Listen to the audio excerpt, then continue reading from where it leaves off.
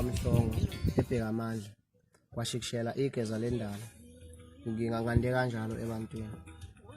Ngizovela lapha phambi kwenu ngidlulisa amazwi okuhlukumezeka kakhulu ngesimo esithe esangehlela osukwini lwayizolo emcimbini igcwalise eMabhida eThekwini obukade ubanjelwe khona. Njengoba nazi-ke bengikade nibona nasey'nkundleni ngipromote umcimbi ongangokuthi ngaze ngenza ivideo efana nayo le nginxenxa abantu ukuthi ngicela bebe khona emcimbini ngiqinisekisa ukuthi emcimbini ngizobe ngikhona igcwalise eMabhida.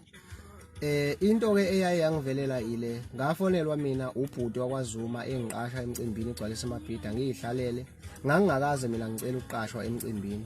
Uyena owangisukela wangifonela wathi ucela ukuthi ngibe semcimbini njalo njalo savumelana ngesivumelana ngakho. Apha nithili kwafika isikhathi lawo bekufanele ukuthi ngikhokhelwe khona emcimbini egcwalise eMabhida. Kepha-ke kwangenzeka lokho yize-ke amanye ama-artist noma amanye amaciko angoza kwethu esinawo ngigcine ngikutholile ukuthi wona akhokhelekile mina ngangakhokheleka ngaleso sikhathi. Angizange ngibe nayo inkinga kodwa ngizamile ukuthi ngilinde ngazehlisa ngathi mhlambe kungenzeka ngiduduza ngokuthi izinto ngeke zenzeke kanye kanye kusengenzeka ukuthi bekhokhela abanye mina ngigcine ngakhokhela ngaso sikhathi kodwa khona izogcina ifikile nakimi. Okuthe kungolwesihlanu umcimbi ungakusasa ngathola ucingo ngo9 ebusuku luvela kuWendi wathi uthunyelwe abahleli bomcimbi igcwalise eMabhida bemtshela ukuthi akangazise ukuthi eyami payment eqondene nami eyokuthi ngikwazi ukusuka ngaseGoli ngize emcimbini angisezukwazi ukuyithola ideposit ngeyizathu ezithize abangafunanga ukuyibeka kumina ukuthi yiziphi kodwa igama belimi kanjalo ukuthi angize emcimbini imali yami ngizoyithola 7 days emva komcimbi angihambe ngiyoperforma imali ngizothola ngemuva.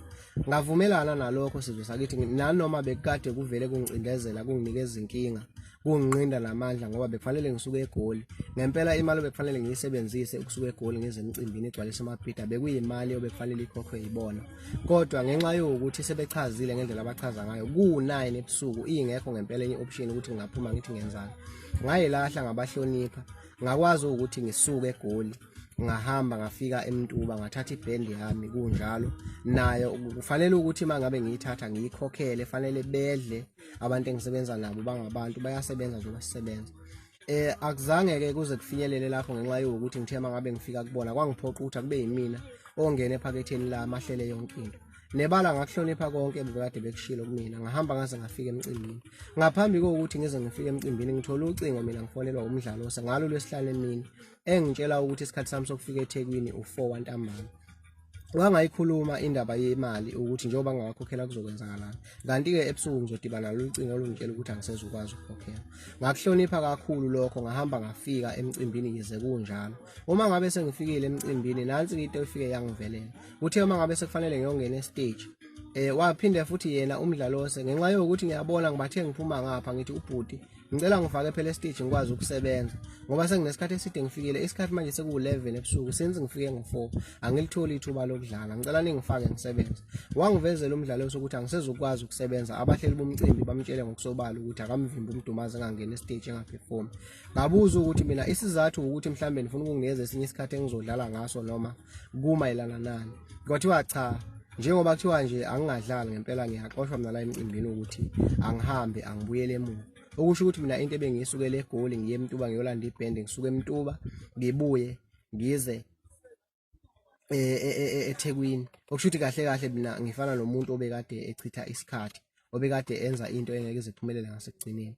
Kubuhlungu-ke ngibhlungu kakhulu umoya wami ohlukumezile kule ngalesimo ngoba kunabantu mina ebengade ngipromotha kubona kuzona zonke izinkundla zokuxhumana ngokwehlukahlukana kwazo ongangokuthi ngeze ngenza ngisho ivideo ngenxa abantu ukuthi abeze emcimbini bawathengile abantu amathikiti bahamba baye emcimbini ngenxa yokuthi bayobuka mina bewathengele egameni lami abasakwazanga ukuthi bengibone bafike emcimbini ngenxa yokuvinjwa kwami. Ubuhlungu kakhulu umoya wami ngoba imibuzo yonke njengamanje ibhekene nami bonke abantu bafonela mina babuza ukuthi Mdumazi ngoba besikhona eMabhida izolo sikaze sikubona uperform kwenzakalani uyasicabangela noma kukanjani. Sengifana umuntu omubi mina ebantwini through into eyenziwe abantu abangabahleli bomcimbi waseMabhida.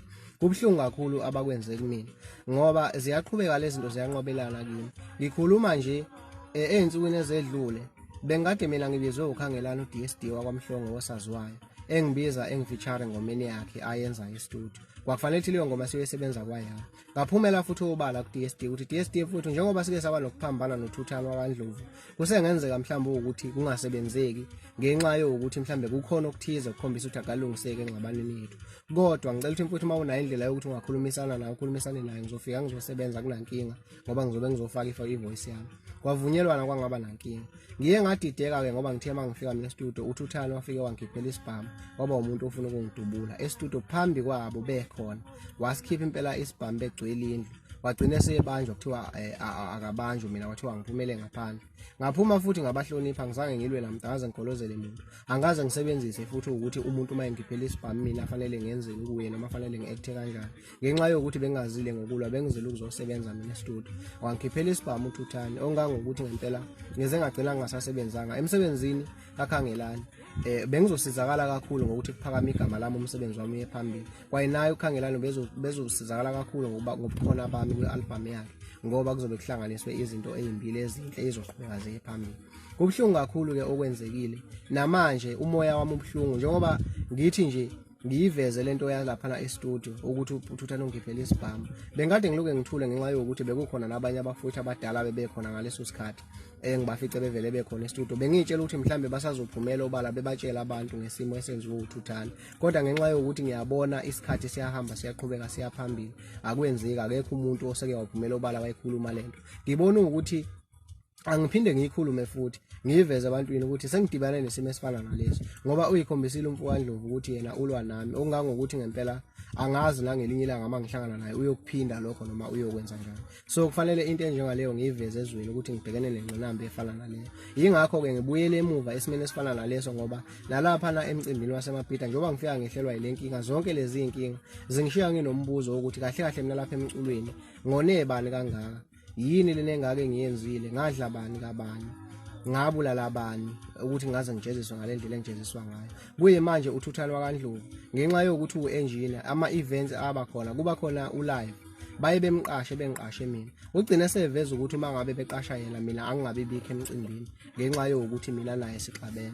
Ngazama futhi ukuyilahla nokuzehlisa kuye manje kuya-apply lokho yikhona okusebenzayo nawo ubufakazi amabhida ngikwazanga ukusebenza okuphinde kwangihlukumeza kakhulu. Emveni kokuba kwenzekile ngaleyo ndlela sengizamile ngayo yonke indlela ngikhuluma nabasakazi ngokwehlukahlukana kwabo okungabalwa oTshathu Godo wakwaNgobe kubalwe ongezwe umchunu ozimdola oBK bonke abasakazi bebekhona nabaphathi bewuhlela bebekade bekhona ukuhlukahlukana kwabo.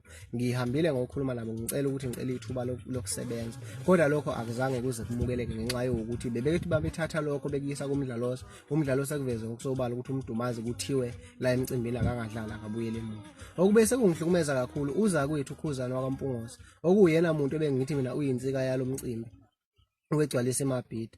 Bengilindele ukuthi mhlawumbe kuzoba khona amagama anobulungiswa emveni kokujikiswa kwami nasi nasexosheni kwami ekubeni ngiqashiwe ngasukelwa ngihleli phansi ngaqashwa mina kwathiwa angize emcimbini. Mase ngifika emcimbini akusenzeki lutho. uKhuzana uma ngabe efika e-stage ukhuluma amagama ukuthi umuntu ongeza ukuperforma la akaphuma ahambe uhlekisa ngami ubukisa ngami phambi kwabo bonke abantu ebekade bethamele umcimbi wegcwalisa eMabhida. Kuyangidida kakhulu kuyangixaka ukuthi umfo kaMpungosi uyenza kanjani into efana naleyo noma mhlambe indlela yokuzozama ukubukisa ngami nanokuzama ukubukisa ngokusokola kwami nokucindezeleka kwami nazo zonke lezi zinto ezenzeka kumina. Ukhombisa ukuthi uyayijabulela uma ngabe ekwazi ukuthi ngempela eyokhuluma kubantu ukuthi umculi ongeza ukusebenza la akaphuma ehambe emveni kokuba nasengivinjiwe yiloko engifike ngo4 eThekwini kuze kuyoshaya u11 ebusuku ngingadlalisiwe ngingafakiwe khona lapho kuthiwa ngijike ngibuyele emuva. Lesi sikhathi sami esingaka engisichithile ngibahlonipha laba abantu ebengade ngihamba nabo ama-dancers abheke mina ukuthi fanele ngikwazi ukuthi labantu bedle ngikwazi ukuthi ngibakhokhele. Imoto engihamba ngayo idinga upetrol ngisuke eGoli ngitravela yonke lendlela ngihlonipha umcimbi engazi ukuthi wamaciko onke esintu okwamaskandi uzobe uyinhlanganisela yawo wonke amaciko asebenza ngamaskandi kodwa egcineni ngiphoxekile mina ngoba angikwazanga ukudlala emcimbini waseMabhida. Ngibhlungu kakhulu ngalokho ngoba njengamanje mina fanele ngiphendule imibuzo yabantu engingazi ukuthi ngizoyiphendula ngiyithini. Bayafona abantu kumina bathenga amathikithi amaningi kakhulu abanye bakhona bebeze bengisendele ngishiya ithombe bengikhombisa ukuthi amathikithi awathenga